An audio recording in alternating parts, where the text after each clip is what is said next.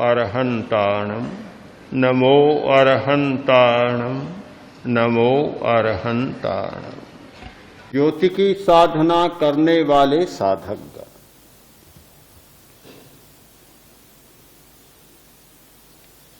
एक धार्मिक ने जिज्ञासा की,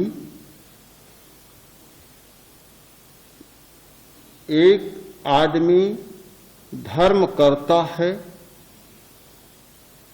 और वह दुखी भी होता, एक आदमी बिल्कुल धर्म नहीं करता और सुख भोगता है, सुख बहुत उपलब्ध है, तो फिर धर्म करने से क्या कोई विशेष लाभ, कोई विशेष बात तो नहीं हुई। धार्मिक आदमी भी सुख और दुख दोनों भोगता है और धर्म न करने वाला भी सुख और दुख दोनों भोगता है, फिर क्या फर्क रहा। हमने जीवन की सारी उपलब्धियों की कसौटी सुख और दुख को मान रखा है। एक हमारी कसौटी है सुख और दूसरी है दुख। इन दोनों के आधार पर सारे विश्व की मीमांसा करते, हमारे सारे आचार और व्यवहार की समीक्षा करते हैं। इन दो से हटकर और तीसरी ओर हमारी दृष्टि ही नहीं जाती।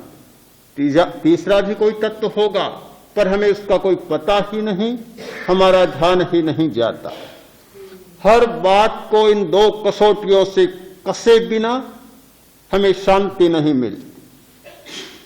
प्रश्न बहुत स्वाभाविक था, एक आदमी का प्रश्न नहीं, हजारों हजारों धार्मिकों के द्वारा यह प्रश्न पूछा जाता है और इस प्रश्न को लेकर न जाने कितनी उलझने होती हैं और न जाने कितने व्यक्ति आस्तिक से नास्तिक बन जाते।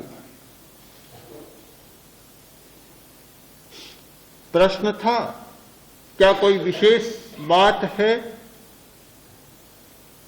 मैंने कहा, हां, एक कोई विशेष बात है जो धार्मिक में ही होती है, धर्म न करने वाले में कभी नहीं होती। जिज्ञासा और बढ़ गई। आपके मन में भी जिज्ञासा जागती होगी, ऐसी कौन सी बात है जो धार्मिक में ही होती है, दूसरे में नहीं होती? आप भी जानना चाहते हैं, हर आदमी जानना चाहता है। मैंने कहा, धर्म करने वाला व्यक्ति सुख और दुख ये दो ही होते हैं, इनके बीच में तीसरा कोई नहीं होता।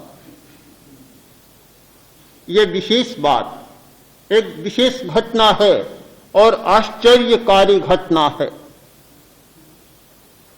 धर्म न करने वाला व्यक्ति, सुख दुख ये दो ही नहीं होते, इनके बीच में एक तीसरा और होता है और वह होता है सुख दुख देने वाला।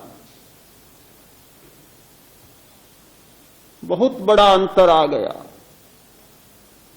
एक और तीन तत्व काम करते हैं और दूसरी ओर केवल दो तत्व काम करते हैं। जिस व्यक्ति में धर्म का आचरण नहीं है, जिस व्यक्ति में धर्म की दृष्टि नहीं है, वह व्यक्ति जब कभी दुखी होता है सबसे पहले ध्यान जाता है उसने मुझे दुखी बना दिया। सारी बात वहां उलझ जाती। अपने आचरण को देखने का कभी प्रयास ही नहीं करता, अपने आचरण की कभी समीक्षा नहीं करता, सीधा ध्यान दूसरे पर अटकता है कि यह किसने किया, उसने किया होगा, उसने किया होगा, उसने किया होगा। कल्पना का जाल इतना फैलता है कि उसकी लपेट में कितने ही लोग फंस जाते हैं, उलझ जाते हैं और उन सब के प्रति उसके मन में घृणा या द्वेष का भाव जाग जाता है। तीन हो जाते हैं, दुख पाने वाला, दुख और दुख देने वाला। धार्मिक व्यक्ति के सामने यह तीसरा व्यक्ति कभी नहीं आता। उसके सामने केवल दो ही रहते हैं, या स्वयं और या दुख या सुख। कितनी बड़ी उपलब्धि है! क्या यह हमारी कम उपलब्धि है? बहुत बड़ी उपलब्धि। कोई दुख देने वाला नहीं, कोई सुख देने वाला नहीं। वह सिर्फ बचता है अपना आचरण। सारा ध्यान केंद्रित होता है अपने आचरण पर, अपने व्यवहार पर और अपनी क्रिया पर। उसे आचरण के परिमार्जन का अवसर मिलता है, उसे व्यवहार के शोधन का अवसर मिलता है, उसे अपनी क्रिया के परिष्कार का मौका मिलता है। ये मौका धर्म में विश्वास न रखने वाले व्यक्ति को नहीं मिलता। वह अपने आचरण को, अपने व्यवहार को, अपनी क्रिया को किस आधार पर परिष्कृत करे, वह सोचता ही नहीं कि ये मेरी अपनी ही प्रवृत्ति का परिणाम है। वह तो दूसरे से जोड़ देता है, छुट्टी पा लेता है, अपने को बचा लेता है। अपने आप को बचाने का यह बहुत सुंदर उपाय है, बहुत अज्ञानपूर्ण उपाय है। जब दूसरा सामने आ गया, अपने आप को बचा लिया। खरगोश के बारे में कहा जाता है कि कभी कभी वह ऐसा भी नाटक रचता है। कान बड़े होते हैं, कानों को फैलाकर बैठ जाता है और सोचता है बस अब मुझे कोई नहीं देख सकता। एक कान का आवरण आ गया, मुझे कोई नहीं देख सकता। अपने आप को छिपा लेता है। मुझे लगता है कि जिसकी दृष्टि सम्यक नहीं है वह भी अपने आप को बचा लेता है, छिपा लेता है दूसरे की ओट में, और सारा आरोप उसके सिर पर आरोपित कर देता है।